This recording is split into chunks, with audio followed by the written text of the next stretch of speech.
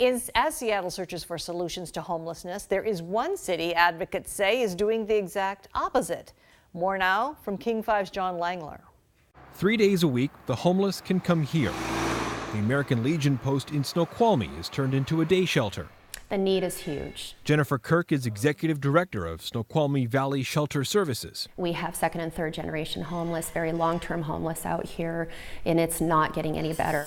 The day shelter opened in July, but the nonprofit has operated winter shelters in Snoqualmie, Fall City, and North Bend churches since 2012.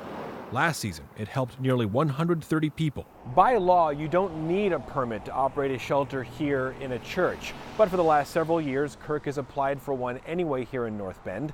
And she says the response has been disappointing. The lack of communication creates a distance. She says the mayor doesn't return emails or calls. City leaders never visit the shelters.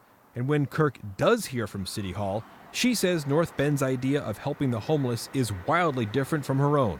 Recommended permits from last year have included requirements to email a list of all patrons if requested by police.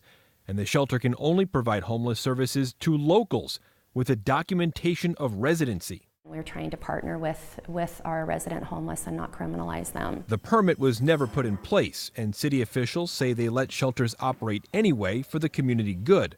The Seattle-King County Coalition on Homelessness called the situation in North Bend an outrageous bureaucratic form of discrimination, something the city strongly denies. Late Thursday, though, North Bend City Administrator called the relationship with the shelter productive and forwarded emails indicating a meeting is now scheduled between both groups next week.